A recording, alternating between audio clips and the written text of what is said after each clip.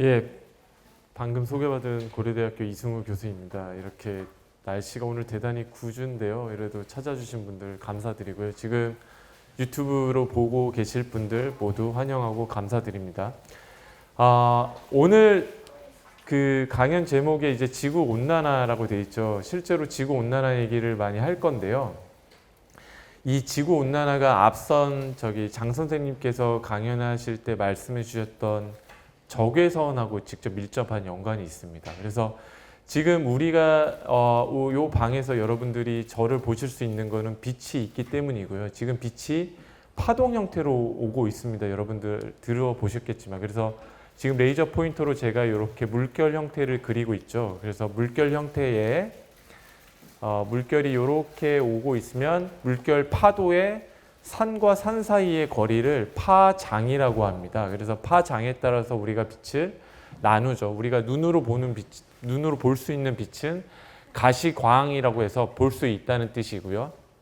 그리고 파장이 거리가 한 400나노에서부터 750나노미터입니다. 나노미터가 좀 낯설죠. 저의 절반 정도 높이보다 조금 안 되는 게 1m이거든요. 1m에 10의 마이너스 9승을 곱하면 1나노입니다.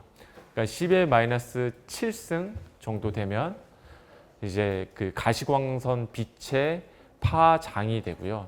그거보다 더 짧은 빛은 적외선, 엑스레이 뭐 이렇게 갑니다. 그리고 그 빛의 파장의 길이가 한 750나노미터부터 한 30 마이크로미터 정도 되면 그거를 우리가 적외선 이렇게 부릅니다. 네. 그리고 그거보다 길면은 테라헤르츠, 그거보다 더 길면 뭐 라디오 프리퀀시에서 여러분들이 라디오 들으실 때 듣는 파의 종류가 됩니다. 보통 그 파장이 짧으면 더 작은 걸 볼 수가 있고요. 대신에 멀리는 못 갑니다. 근데 파장이 길면은 작은 거는 못 보지만 더 멀리 갈 수가 있어요. 그래서 아까 선생님께서 강연해 주실 때 제임스 웹 망원경으로 이제 발전되어 왔다고 그랬잖아요. 원래 허블 망원경에서 허블 망원경이 이제 가시광선 대역을 빛을 주로 받기 때문에 멀리는 못 가지만 작은 거를 볼 수 있고, 그래서 멀리 못 가서 멀리 있는 천체를 조금 뿌옇게 볼 수 있었던 거고요. 적외선을 보내면 아주 작은 거는 못 보지만 더 멀리 보내기 때문에 은하를 더 선명하게 볼 수 있고, 이런 원리입니다. 이 얘기를 이제 제가 드리는 이유가 지구 온난화가 적외선 빛을 지구가 우주로 잘 보낼 수 있어야 되는데 그걸 못 해가지고 지금 지구 온난화가 가속화되고 있는 이유이거든요.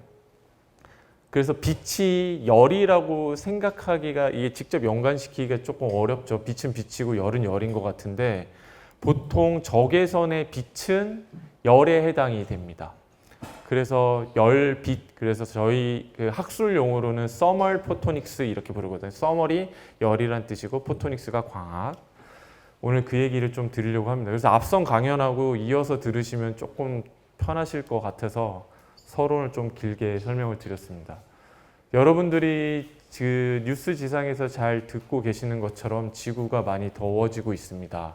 우리가 뭐 겨울에는 영하로도 온도가 떨어지고 여름에는 뭐 30도 이렇게 되다 보니까 1도, 2도 올라가는 평균 온도가 올라가는 게 별게 아니라고 느껴질 수 있는데 지구는 온도가 1도만 올라가도 엄청나게 많은 게 바뀝니다. 생태계가 거의 많이 바뀌어야 되고 실제로 지난 10년 동안 급격하게 지구의 환경 변화가 일어나고 있습니다.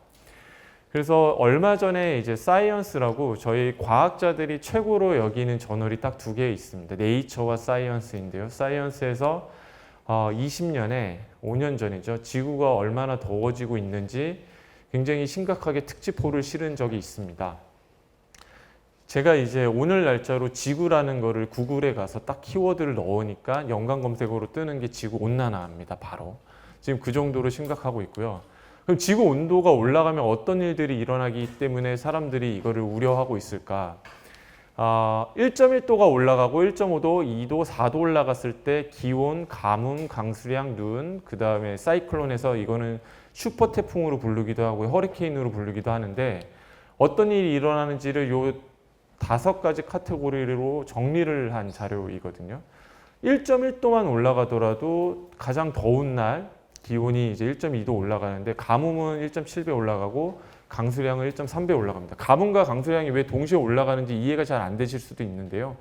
가물기 때문에 강수량이 늘어납니다. 이게 약간 패러독스처럼 들리실 수 있지만 가뭄은 말 그대로 기온이 올라가서 더워지는 거고요. 근데 기온이 올라가게 되면 바다가 더워지면서 많은 수증기들이 이제 공기로 올라가면서 더 많은 구름이 만들어지고 강수량이 더 많아집니다. 근데 그냥 단순히 강수량만 늘어나면은 괜찮은데 요즘에 저희가 최근에 이제 경험하고 있는 것처럼 집중호우가 내립니다. 그러니까 비가 갑자기 많이 내렸다가 안 내렸다가 그러니까 예측하기가 굉장히 어려워지고 한 번 내리면 굉장히 많은 양이 내리고 그래서 저희가 도시의 저수시설 같은 거를 40년 전 기준으로 다 만들어 놨는데 이게 수용이 안 될 정도로 비가 많이 오게 되는 어려움이 있고 인명사고도 지금 매년 나고 있죠. 그게 1.5도만 올라가도 강수량이 1.5배 올라가고 사이클론의 발생률이 이제 10% 넘게 생기고 있습니다. 사실 우리나라 같은 경우에는 우리나라 모든 도시들 그 지역 포함해서요. 슈퍼 태풍에 대비할 수 있는 체계가 거의 전무한 상황입니다. 슈퍼 태풍은 아주 쉽게 미국에 상륙하는 허리케인 같은 거를 뜻한다고 보시면 되거든요.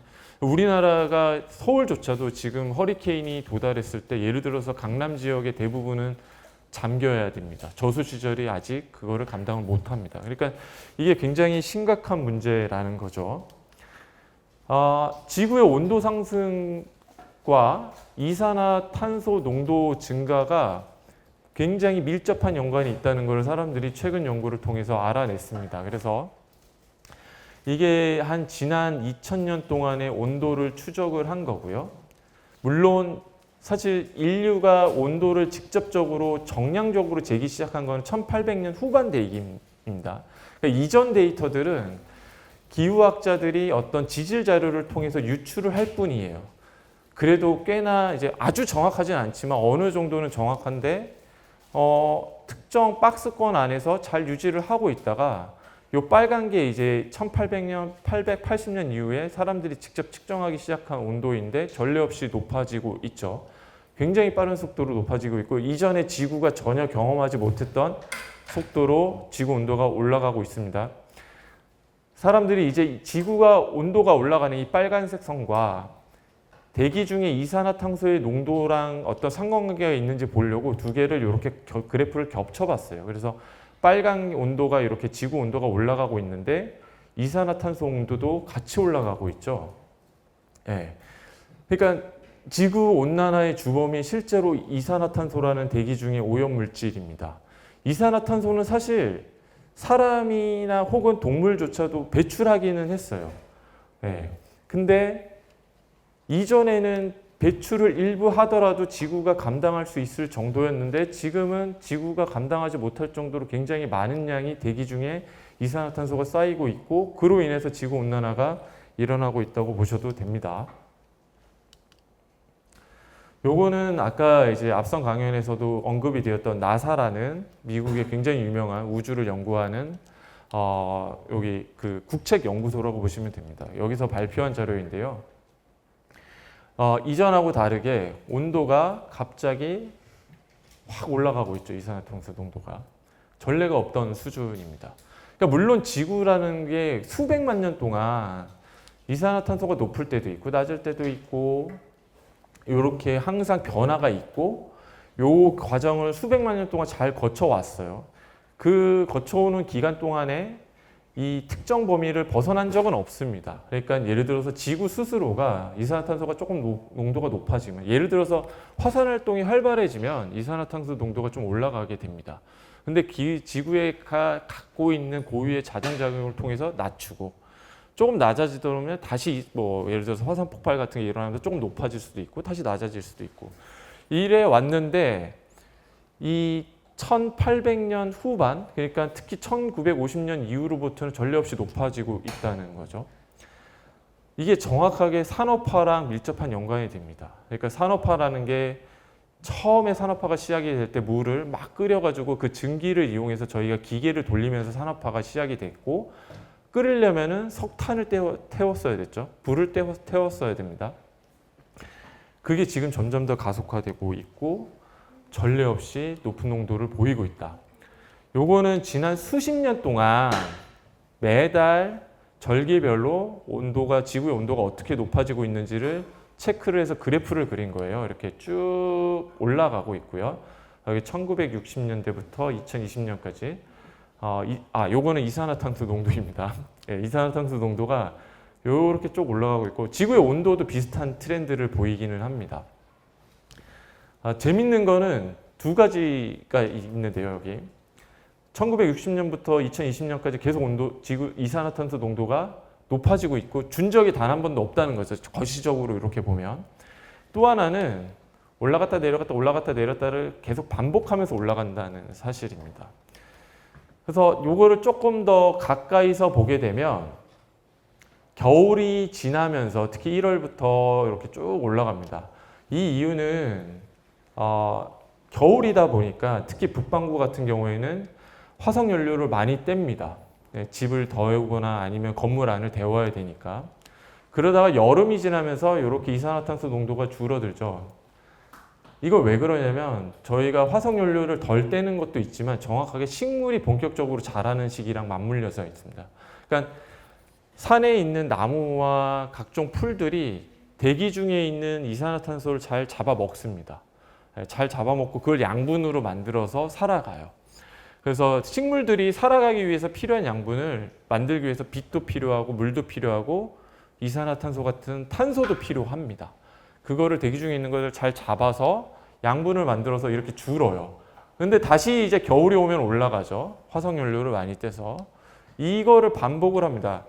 그러면 지구가 어떻게 자정작용을 해왔는지 명료하죠. 네, 식물들, 나무들, 숲들이 이 지구를 숨쉬고 살아가게, 온도를 유지하게 할 수 있었던 원동력입니다. 근데 지구의 온난화가 가속화되면 될수록 산불이 재앙급으로 많이 일어나고 있습니다. 예전보다 산불이 우리나라만 해당되는 게 아니고요. 전 세계적으로 이건 마찬가지인데 우리나라 같은 경우에도 예전에는 산불이 일어나면은 진압을 비교적 짧은 시간에 했고요. 산불이 일어나는 범위가 비교적 좁았어요. 근데 지금은 산불이 굉장히 거대하게 더 자주 일어나고 어지간하면 인간의 힘으로 잘 못 끕니다. 제가 요거는 최근에 올해 1월에 캘리포니아에서 LA, 북부 LA 지역이 다 탔거든요. 다 탔고 심지어 여기에는 칼텍이라는 굉장히 유명한 공과대학교가 있습니다. 전 세계 최고 공과대학교가 있어요. 거기 두 블럭 앞까지 산불이 내려왔었고요. 요 옆에는 아까 소개드린 나사에서 운영하는 젯 프로펄전 레보레토리라고 해서 칼텍이 운영하는 우리 인류의 굉장히 우주 관련된 지식들을 많이 연구하는 연구소가 여기 있어요. 바로. 다 대피했습니다. 이때 산불이 났을 때. 여기는 그 유명한 말리부 해안이고요. 다 탔거든요. 어떻게 해서 불이 꺼졌냐면 인간이 못 껐습니다. 탈 때까지 기다려서야 이제 불이 꺼졌어요. 지금은 이렇게 불이 나면은 사람이 진압을 못할 정도로 불이 나고 굉장히 빈번하게 나고요. 원래 미국 서부나 중부나 동부나 다 공기가 너무 좋아서 살기 좋다고 했는데 지금 공기가 별로 안 좋습니다. 캐나다에서 비슷하게 산불이 한번 일어나면 못 끄고 탈 때까지 다 이게 계속 지속이 돼서 엄청난 양의 미세먼지가 지금 미국 쪽으로 내려오고 있기도 하고요. 이게 예전에는 없었던 일입니다. 이뿐만 아니라 브라질 같은 경우에 또 경제적인 이유로 인해서 지구의 허파 역할을 했던 아마존 숲을 많이 벌목을 합니다. 그러니까 이런 산불이 한번 일어나는 이유는 지구 온난화랑 또 연관이 되는데요. 온도가 올라가고 가무니까 번개만 쳐도 불이 붙어서 산불이 크게 나기 시작을 하고요. 이게 더 반복이 되고 있고 그러면 지구 전체적으로 봤을 때 산림이 줄어드니까 이산화탄소 농도는 더 올라가고 이산화탄소를 잘 못 먹는 거죠, 지구가. 그리고 브라질의 아마존 같은 데서는 경제적 이유로 벌목을 해서 또 여러 산림을 없애고 있고 그러니까 악순환의 반복이 계속 되다 보니까 이산화탄소 농도도 아까 보셨던 것처럼 계속 올라가고 있고 지구의 온도도 계속 올라가고 있고 특히 지난 120년 동안 평균 온도가 낮아진 적이 단 한 번도 없어요. 이산화탄소 농도가 평균 이산화탄소 농도가 낮아진 적도 단 한 번도 없습니다. 그래서 이게 꽤나 중요한 문제이고 지난 10년을 돌이켜봐도 저희 절기도 많이 바뀌었잖아요. 가뭄이 어느 지역은 가뭄이 되고 어느 지역은 홍수가 나고 저희가 그 장마라는 용어도 원래 6월 초에서 7월 중순까지 썼지 않습니까? 근데 지금은 장마가 의미가 없어졌어요. 최근도 비가 굉장히 빈번하게 자주 오죠. 절기도 여름하고 겨울만 남을 가능성이 높고 지금 저희 해양 생태계도 완전히 바뀌었습니다. 해수 그 온도 자체가 저희 바다 온도가 1.5도 이상이 올라갔거든요. 2도 올라가면서 제주 해역에서 많이 캐던 저희 해조류들이 지금 하나도 안 나고 있습니다.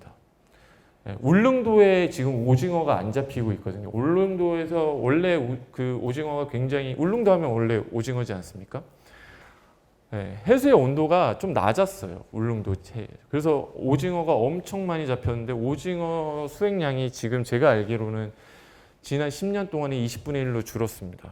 오징어 굉장히 비싸질 거예요. 앞으로 많이 드셔야 됩니다. 지금. 이런 변화를 왜 저희가 느끼냐는 거죠. 지구온난화랑 밀접한 연관이 있는 겁니다.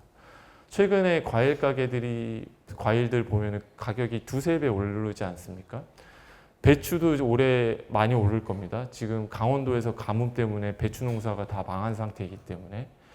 그러니까 이게 먼 미래의 일이 아니고 지금 저희가 당장 겪고 있는 굉장히 심각한 일이라는 겁니다. 온도가 올라가니까 저희가 에어컨을 더 많이 써야 됩니다. 그러니까 냉각에 쓰는 전기는 더 많아지고 있고 전기가 더 많아진다는 건 뭐죠? 석탄 발전소를 필요해서 전기를 만드는 데 필요한 화석연료를 태우는 걸 더 많이 해야 된다는 거죠. 그럼 CO2가 더 많이 늘어나야 되고 이 에너지, 전력 에너지 문제는 최근에 또 어떤 거랑 연관이 되냐면 저희가 이제 AI 시대에 살고 있지 않습니까? 챗GPT나 제미나이나 이런 것들을 매일 쓰죠. 그럼 엄청난 양의 데이터가 쌓이게 되고 얘를 관리하기 위해서는 또 다른 쿨링 문제가 또 필요합니다. 그러니까 악순환의 연속이다. 이거를 그러면은 저희가 어떻게 해결해야 될까를 알려면 원인이 뭔지를 알아야 되잖아요. 원인은 앞서 말씀드린 것처럼 대기 중에 이산화탄소 농도가 높아지는 건데 그럼 이산화탄소 농도가 높아지면은 왜 지구를 데우는지 그거를 설명을 드리려고 해요. 우리가 이제 열을 받을 때는 주로 어디서 받냐면 태양에서 받습니다. 그리고 받은 열의 일부를 이제 쓰고 유용한 에너지를 만드는 데 쓰고 대표적인 게 이제 식물이죠. 나머지 열은 반대로 우주로 잘 내보내줘야 돼요. 이게 균형이 딱 잘 맞으면 지구의 온도가 올라가지 않고 딱 유지를 합니다. 그럼 이제 질문이 지구로 오는 열은 어떻게 전달이 될까? 그래서 열이 전달되는 그 기작은 세 가지가 있거든요.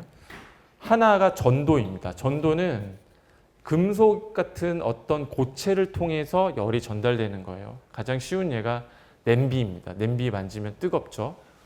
그거는 가스레인지에서 올라온 열이 냄비의 철을 타고 전달이 우리 손에 됐다는 겁니다. 이거를 영어로 컨덕션에서 그 전도라고 하고 두 번째가 대류인데요. 헤어드라이기 하면 뜨거운 바람이 나오잖아요. 이렇게 공기나 물 같은 유체를 통해서 전달되는 컨벡션, 컨벡션 효과 뭐 이렇게 부르기도 하죠.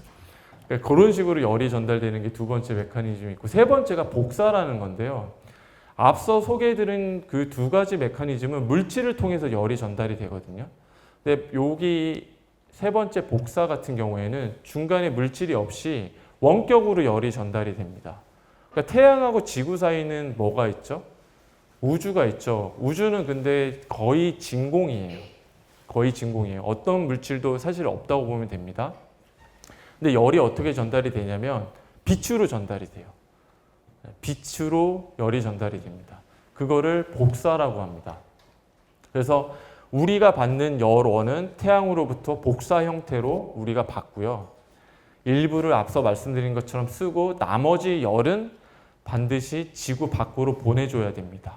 두 개가 평형을 잘 이루면 지구의 온도가 올라갈 일이 없는데 열이 전달된다는 것은 높은 온도의 어떤 물체에서 낮은 온도의 어떤 물체로 열이 가요. 보통은 그렇습니다. 뜨거운 데서 차가운 데로 열이 가거든요.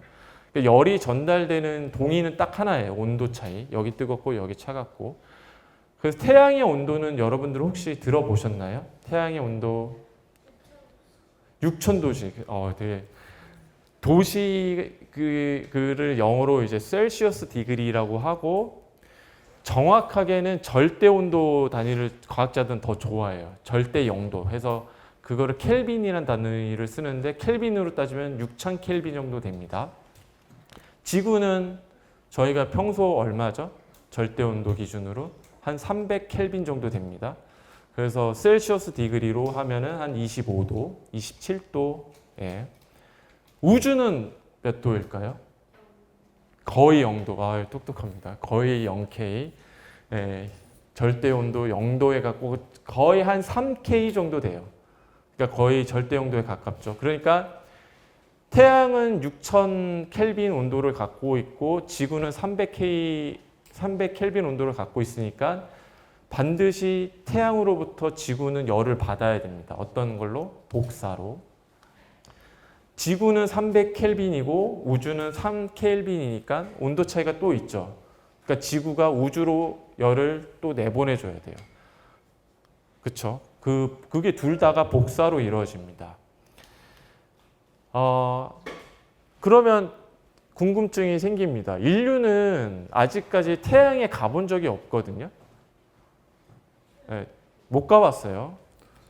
앞으로도 근시일 내에 저희가 살아있을 동안은 가기 힘들 것 같습니다. 기술적으로. 근데 어떻게 태양의 온도를 알 수 있을까요? 인류는? 궁금하지 않으세요? 그쵸? 태양을 안 가봤으니까 태양의 온도계를 꽂아본 적이 없어요. 그럼에도 우리는 6,000 켈빈, 6,000 절대 온도를이라고 우리가 압니다. 그 이유는 뭐냐면 약간 어려운 얘기를 해야 되는데 흑체 복사라는 게 있습니다. 흑체. 영어로 블랙바디고 까만색 물체라는 건데 까만색 물체라는 뜻은 빛을 다 흡수하기 때문에 까맣게 보이는 거거든요. 저희가 뭔가를 본다는 거는 물체의 표면에서 빛이 반사돼서 산란된 빛이 우리 눈에 들어오기 때문에 우리가 인지를 할 수 있는 거거든요. 근데 까만 거는 빛이 다 흡수되는 거예요. 블랙홀처럼. 근데 그런 물체들은 빛을 흡수하고 그만큼의 에너지를 방출을 복사 형태로 합니다. 이거를 흑체 복사라고 해요. 근데 1800년 후반에 정확하게 이제 발표가 됐던 건 1900년 초반인데요. 이 플랑크라고 영어로 써서 죄송합니다. 한글로 준비했어야 되는데 막스 플랑크라는 독일에 굉장히 유명하신 분이 계세요. 그 양자역학의 시작이라고 불리시는 분이 계신데 플랑크라는 과학자가 흑체의 온도에 따라서 내뱉는 빛의 파장과 세기가 다르다는 것을 알아냈습니다. 이게 흑체 복사 플랑크 법칙이라고 불리는 건데요. 태양광은 앞서 말씀드린 것처럼 가시광에서 조금 더 정확하게는 적외선, 우리가 적외선 많이 맞으면 피부가 상한다고 얘기하죠. 적외선인 파장 한 250나노미터부터 가시광을 지나서 적외선 초반 2500나노미터, 2.5 마이크로미터 정도의 파장 대역의 빛을 방출을 하고 파장대별로 세로축이 빛의 세기입니다. 방출되는. 요런 분포의 태양광을 우리가 실험적으로 측정을 해놨어요.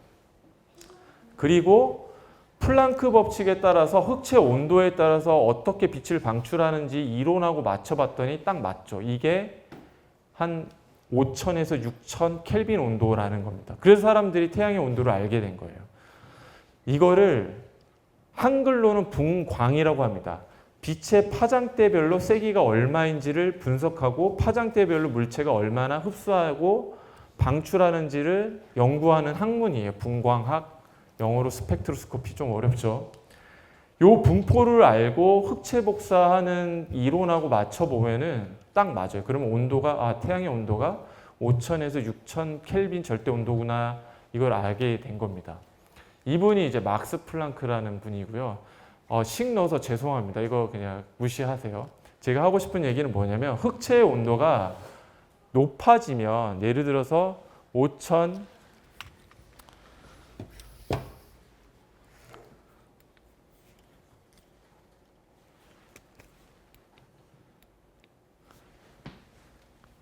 마이크가 잘 안 되는 것 같습니다. 그냥 큰 소리로 얘기할게요. 예?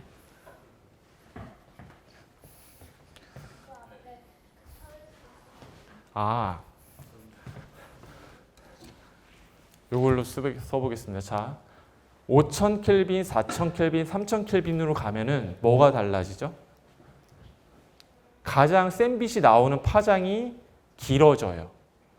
일단 첫 번째. 두 번째는 흑체의 온도가 낮아질수록 내뱉는 빛의 양이 좀 줍니다. 요거 느끼시나요? 혹시? 여기 그래서 태양처럼 5000 켈빈에서 6000 켈빈 정도 되는 흑체는 가시광에서 가장 센 빛을 내뱉고 적외선으로 갈수록 이렇게 낮아지거든요. 그렇죠? 근데 지구는 볼게요. 지구는 300 켈빈이었잖아요. 내뱉는 빛의 파장이 적외선으로 한 2 마이크로미터에서 한 20 마이크로미터, 30 마이크로미터로 빛을 내뱉는 파장이 길어지고 빛의 세기도 좀 작아집니다. 작아져요. 요게 실험 측정하고 대단히 잘 맞습니다. 잘 맞아요. 그럼 태양은 이렇게 센 빛을 저희한테 주고 있고 저희는 이거를 받아서 일부 유용한 양분을 만들거나 기타 뭐 태양전지에도 쓰이고요. 쓰고 남은 빛을 여기 적외선 형태로 우주로 내뱉어줘야 됩니다. 네. 그거를 설명드리려고 왔고요. 그래서 태양은 6000 켈빈, 우리는 300 켈빈. 그래서 온 빛을 잘 내뱉어주면은 아무 문제가 없습니다. 아무 문제가 없어요. 그리고 태양은 가시광선에서부터 근적외선 한 750 나노미터에서 파장이 2.5 마이크로미터까지 저희한테 주고 있고 저희는 3 마이크로미터에서 한 30 마이크로미터 되는 적외선 여기를 적외선 구간의 중간에 있다고 그래서 중적외선 이렇게 부르기도 합니다. 그렇게 빛으로 내보내는 겁니다. 그래서 지금까지 강연을 잠깐 요약을 하면 빛은 열이다. 열이 빛이고 그리고 우리는 복사 형태로 열을 태양으로부터 받고 우주로 잘 보내야 된다. 그것만 딱 기억하시면 됩니다. 그래서 지구로 들어오는 열원은 태양의 복사열, 지구에서 나가는 열원은 지구의 복사열. 그래서 태양의 복사열은 적외선, 가시광, 적외선빛, 복사열은 중적외선빛 딱 이렇게 파장이 조금 더 긴 걸 우리가 내뱉는다 이렇게 보시면 됩니다. 그러면 지구 온도가 왜 올라갈까요? 왜 이산화탄소가 지구 온도를 높이는 걸까요? 요거를 이제 빛의 파장대별로 이렇게 정리를 한 거예요. 앞서 말씀드린 것처럼 엑스레이는 빛의 파장이 1에서 0.1 나노미터로 굉장히 작습니다. 그래서 우리 몸속에 있는 것까지 다 보여주는 거예요.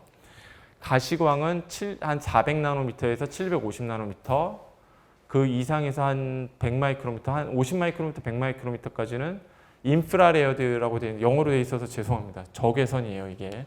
적외선, 마이크로웨이브, 라디오 뭐 이렇게 쭉 갑니다. 우리는 두 가지만 고려하면 되죠. 가시광하고 이렇게 중적외선만 고려를 하면 되는데 가시광은 지구 대기에서 완전히 투명하지 않아요. 가시광 대역은. 예를 들어서 하늘이 파란 이유는 가시광 대역의 빛 중에서 파란색 부분이 잘 산란돼서 그렇기 때문이거든요. 빛이 산란된다는 거는 불투명하다는 거예요.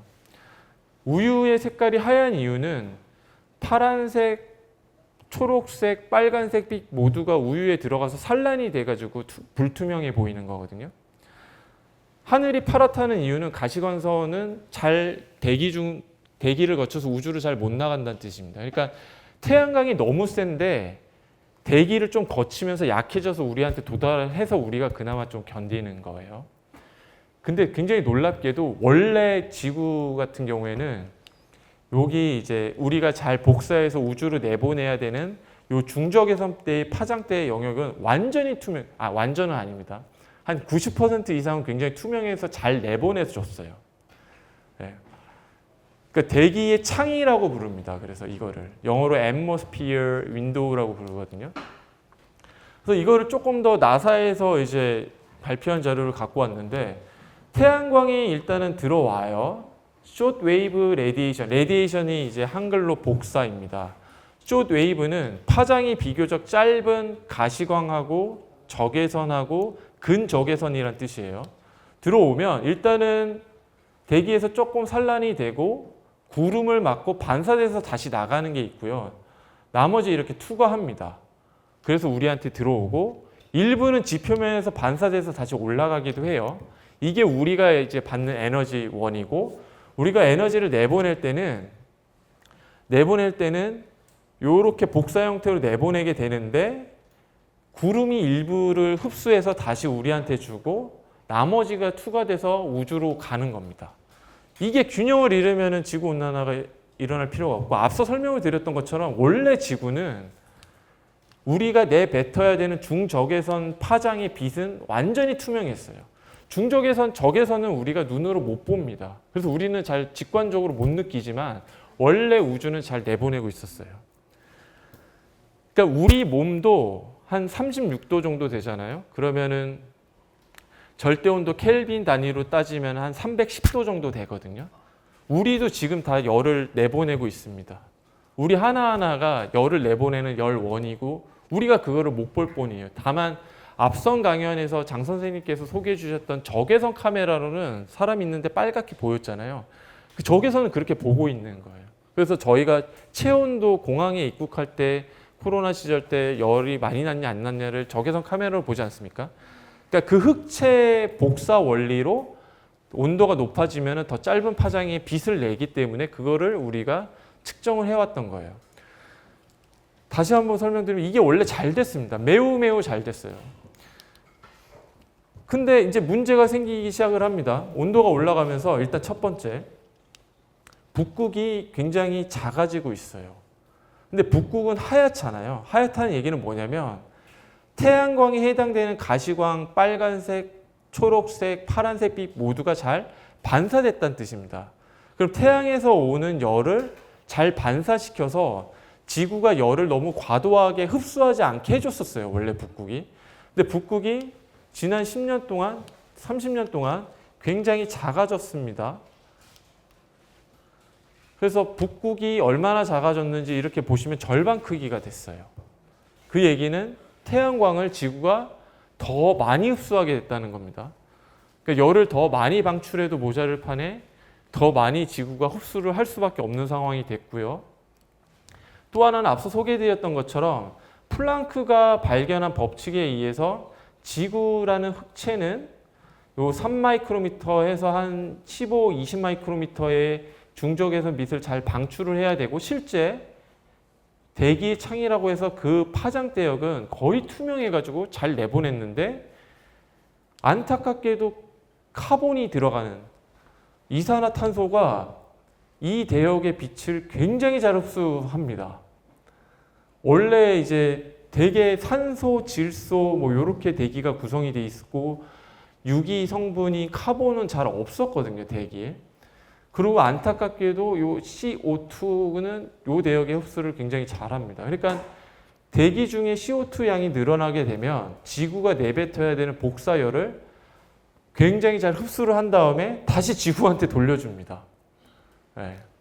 그러면은 북극의 면적이 작아져서 태양광 열은 우리가 더 많이 흡수해야 되고 우리가 그만큼 더 내뱉었으면 상관없는데 더 내뱉지 못하는 거죠. 오히려 예전보다 더 우주로 열을 잘 못 보내는 상황이 일어나면서 대기 중에 CO2 양이 늘어나면 우리가 내뱉는 중적외선의 복사열이 많이 대기 중에 흡수가 돼서 다시 지구로 내려오게 되는 이런 악순환이 일어나게 됩니다. 그러니까 우리가 요 그래프를 보시면요. 여기 이제 CO2가 연간 얼마나 올라가고 이거가 지표면에서 얼마 양이 이용이 되며 바다에서는 얼마나 흡수하는지 그리고 땅에서는 얼마나 더 흡수하는지 대기에서 얼마나 더 흡수하는지 이 비중을 나타내는 그래프라고 보시면 되거든요. 연도별로 1900년부터 2016년도까지. 보시면은 땅에서 이용하는 양은 크게 바뀌지 않고요. 화석연료 사용량은 이렇게 많이 올라가죠. 바다가 흡수해주는 것도 조금 늘어나기는 해요. 랜드에 그러니까 땅에서 포집되는 양도 조금 늘기는 했습니다. 근데 대기에서 흡수하는 비중이 훨씬 더 늘어나고 있죠. 그러니까 많은 양의 CO2가 배출이 되면 땅과 바다에서 흡수해서 없앨 수 있는 용량을 넘어가지고 대기 중에 더 많이 남아 있게 되고, 그렇다 보니까 땅에서 지구에서 우주로 보내야 되는 복사열이 많이 못 나가서 더 흡수되게 되는. 그래서 이거를 간단하게 계산해 볼 수 있어요. 저희 고려대학교 공과대학 융합에너지공학과 학부생들한테 제가 연수 문제로 내주는 건데, 그래서 두 에너지가 평형 상태일 때 온도를 계산해 보면 한 290 켈빈, 이게 한 15도, 30도 정도 됩니다. 근데 둘 사이에 평형이 깨지면은 온도가 갑자기 올라간다, 이런 거를 간단하게 계산을 해볼 수가 있고, 이거 제 유튜브에 올려놨거든요. 초등학생도 해볼 수 있습니다. 이거 산수라서. 그래서 유튜브에 가시면은 이렇게 따라 해보실 수 있어요. 아주 간단한 코딩으로. 이제 한 35분 정도 썼고, 왜 지구 온난화가 가속화되는지, 그러면 이제 이걸 해결해야 되잖아요. 어떤 방법이 있을까? 두 가지 방법이 있겠죠. 아까 앞서 말씀드린 설명에 의하면 대기 중에 CO2 양을 많이 없애거나, 혹은 지구가 복사열을 더 잘 방출할 수 있게, 두 가지로 하면 됩니다. 둘 다 필요해요. 둘 다 필요하고, 근데 저처럼 이제 빛을 연구하는 과학자들은 어떻게 하면 지구가 우주로 잘 복사되는 빛을 보낼 수 있을까를 고민하고요. 그럼 어떻게 잘 할 수 있을까를 고민을 해봤다가, 이제 저처럼 이제 이런 공학적인 연구를 하는 분들은 자연계에서 영감을 좀 많이 얻습니다. 놀랍게 식물을 보면요, 4도에서 7도 정도 되는 온도인데 물이 어디서 얼죠? 0도에서 얼죠. 0도에서 얼어요. 근데 0도보다 4도에서 7도 정도 높은 온도임에도 나뭇잎 표면에 얼음이 얼어 있죠. 좀 이상하지 않나요? 네, 이상한 거예요. 이상하죠. 대기의 온도가 4에서 7도인데 왜 얼음이 얼까? 식물이 인공이 아니라 자기가 광합성을 잘 하려면 온도가 높아지면 안 됩니다. 온도가 높아지면은 빛을 받아서 전자를 형성해서 이렇게 화학 반응을 해야 되는데요. 온도가 높아지면 이 효율이 떨어집니다. 그래서 얘들이 수백만 년 동안 진화를 해오면서 어떤 원리를 깨달았냐면, 대기의 온도가 4도, 7도라도 복사를 잘해서 온도를 낮추는 법을 스스로 터득을 했어요. 그래서 식물의 나뭇잎을 보면 4도, 7도처럼 얼음이 얼으면 안 되는 온도임에도 얼음이 올 정도로 온도를 낮춥니다. 근데 얘네들은 에어컨을 쓴 게 아니거든요. 네, 에어컨을 에너지를 안 쓰고도 온도를 낮춘다는 거죠. 재밌죠? 네. 사하라에 은빛 모양의 개미가 살거든요. 근데 사하라 사막은 얼마나 더울까요? 많이 덥죠. 그 50도, 60도 정도 됩니다. 표면이 대낮에. 근데 놀랍게 개미들은 되게 잘 살아요. 네, 사하라의 은색 개미라고 부르는데 은빛이 나나요? 그래서 사람들이 이제 고민을 했습니다. 이게 10년 전에 세계 최고 과학 저널인 사이언스에 발표가 됐어요. 사하라 사막의 개미는 50도, 60도처럼 굉장히 높은 온도에서도 어떻게 살아갈 수 있을까? 그래서 약간 잔인하지만 과학자들은 궁금한 점이 생기면 저 개미들을 잡아서요, 죽인 다음에 전자현미경 사진을 봅니다. 어떻게 생겼는지. 그래서 약간 징그럽게 생기긴 했죠. 징그럽게 생기긴 했는데, 사람 머리 같은 게 이 개미 표면, 이건 눈이에요. 얘네들 눈이고, 개미 표면에 이렇게 머리카락 같은 게 굉장히 많다는 걸 알아냈고요.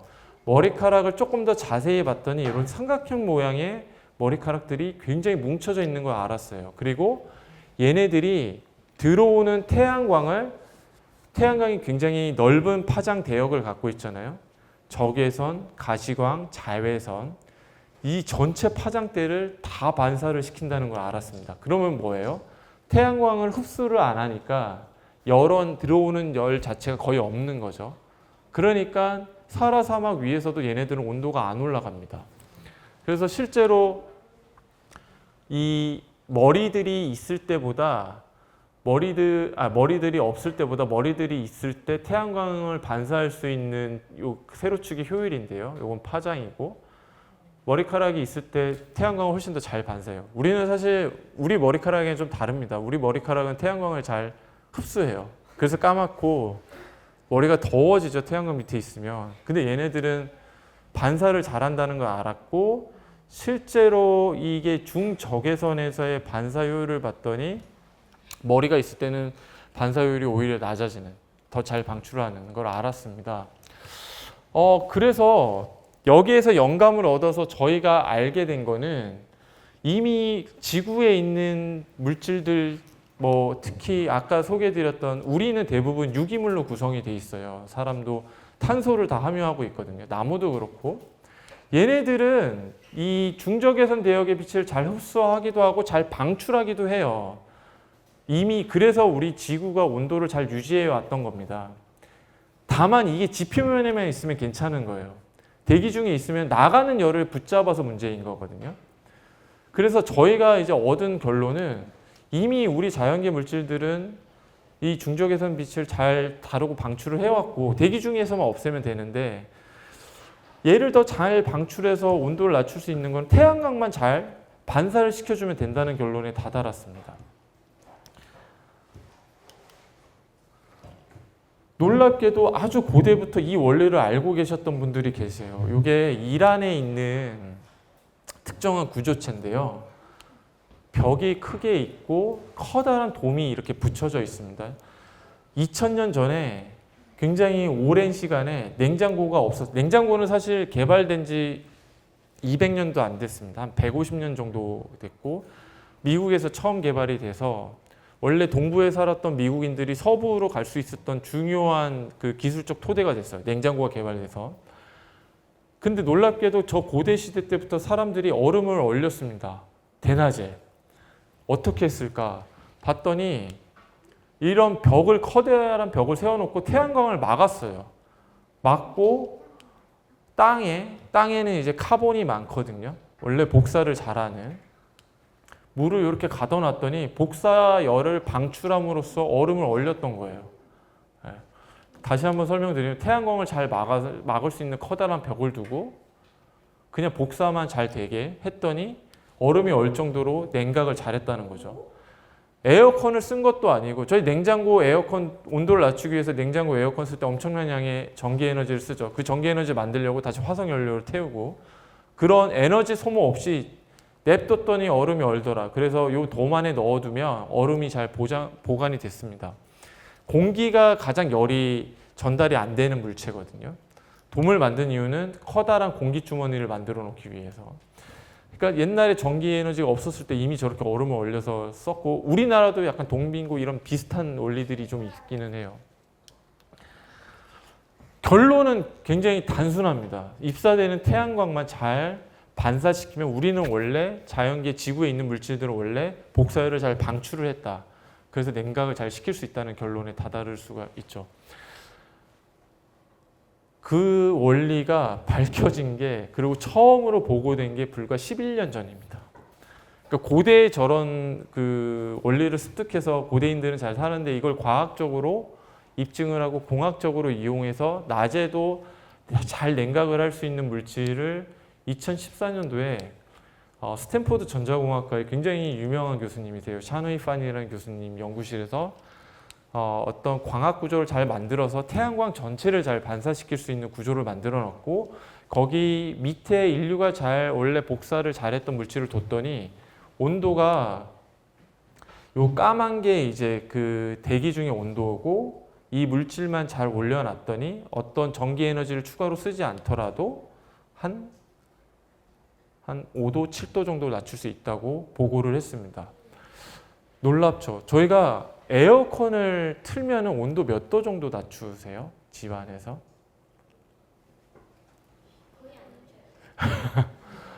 많이 낮춰야 아마 3도, 4도 정도일 거예요. 그리고 3도, 4도 정도 낮춰도 쾌적하다고 느끼실 거거든요. 그거를 위해서 전 인류가 테라와트급의 굉장히 큰 에너지를 씁니다. 근데 얘는 저것만 코팅해 놨더니 그냥 5도 7도가 낮아진 거죠. 태양광 잘 반사시켜서. 그러니까 에너지를 쓰지 않고 냉각을 할 수 있기 때문에 이 논문이 발표되고 나서 전 세계 사람들이 너무 이 논문에 매료됐어요. 온도 에너지를 쓰지 않고도 온도를 낮출 수 있구나. 참고로 제가 박사과정 때 이 교수님하고 논문을 한 편 냈습니다. 자연계가 또 어떤 원리들이 있냐면 태양광을 아까 개미도 소개해 드렸는데 자연계에 있는 곤충이나 뭐 새 이런 유들이 태양광을 또 잘 반사시켜요. 그래서 야외 활동을 잘 하는 거거든요. 근데 저희가 이제 이런 복사를 잘해서 냉각할 수 있는 물질을 진짜 지구 온난화에 효율적으로 쓰려면 저희가 유망하게 생각하고 있는 게 건물 페인트거든요. 네. 건물 페인트를 다 이 물질들로 발라 놓으면은 열섬 효과도 많이 줄일 수 있고 건물 내에서 에어컨 사용량도 급격히 낮출 수가 있습니다. 차도 마찬가지예요. 한여름에 차에 딱 들어가면 에어컨부터 틀어야 되잖아요. 저희가 차 안의 온도가 너무 높아서. 근데 차 안의 온도가 10도, 15도 정도 낮으면 에어컨을 그렇게 쓸 필요가 없습니다. 근데 차가 색깔이 이뻐야지 쓸 거 아니에요. 네, 건물의 페인트가 다 태양광 잘 반사시키게 흰색이면 안 되지 않습니까? 그러니까 색깔을 좀 낼 필요가 있고 나비 같은 경우에 태양광에서 특정 파장대를 보다 더 잘 반사를 해서 색을 잘 냅니다. 그러니까 보통 우리가 색을 낼 때는 옷에 염료를 입혀서 색을 내는데 염료 같은 경우에 태양광에 오래 두면은 염료의 분자 구조가 깨지고 손상이 되면서 색이 바래거든요. 근데 나비 같은 경우에는 색이 바라면 안 돼요. 그러니까 곤충이나 새들 같은 경우에는 색이 번식이 굉장히 중요합니다. 그러니까 이성 간의 매력을 느끼는데 색이 굉장히 중요해서 이들은 태양광 아래서도 색이 바래지 않는 색을 내는 방법을 그동안 이제 진화를 통해서 알아왔고 그게 이렇게 적층된 구조가 반복이 되면은 약간 어려운 용어인데요. 빛의 회절에 의해서 특정 색을 잘 냅니다. 그러니까 이 원리를 저희가 세계 최초로 도입을 해서 5년 전에 냉각을 잘 하면서도 나비 날개처럼 굉장히 예쁜 색을 잘 낼 수 있는 페인트를 개발을 했어요.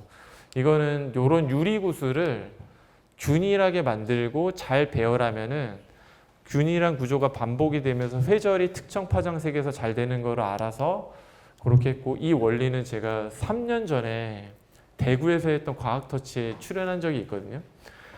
그래서 공작새랑 나비가 왜 색을 잘 내는지 이거 한번 보시면 될 것 같습니다. 유튜브에 있고요. 그래서 저희가 만든 요 색깔 갖고 있는 페인트를 발라서 온도를 재봤더니 온도가 3도에서 5도 정도 그냥 낮아지더라고요. 네. 실제로 실험을 보다 더 잘하면은 10도 이상을 낮추는 것도 저희가 확인을 했습니다. 그러니까 저런 유리 구슬만 잘 발라놓으면 온도가 낮아지더라. 그 색도 되게 예뻐서 이게 고려대학교 캠퍼스인데요. 하늘색 밑에서도 더 예쁜 하늘색을 낼 수가 있습니다. 그리고 저희가 이제 이게 상용화된 물질도 있거든요. 약간 요즘에 이 원리가 11년 전에 처음 밝혀지고 나서 상용화된 페인트보다 저희 페인트가 비슷한 색을 내면서도 온도가 더 2, 3도 정도 낮은. 네.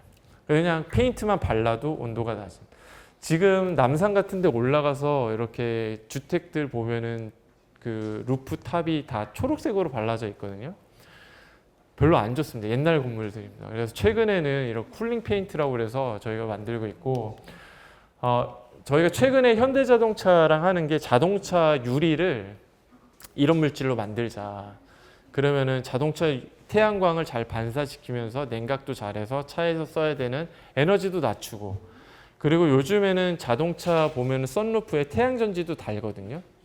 달면은 더 좋아지지 않을까. 그래서 저희가 만든 복사냉각 물질이 들어간 태양전지입니다. 그래서 바르기만 해도 대낮에 온도가 5, 6도 정도 낮아지고 태양전지 효율도 올라가는 거를 데몬스트레이션을 했어요. 다시 한번 강조드리지만 이렇게 자연계의 모사에서 복사를 더 잘하게 되면 에어컨하고 냉장고 없이 전기 에너지 소모 없이 저희가 온도를 5, 6도 낮출 수 있습니다. 그러니까 지구 온도 올라가는 거를 많이 막을 수 있을 것 같습니다. 제 강연은 여기까지고요. 경청해 주셔서 감사드립니다. 질문 편하게 해주십시오.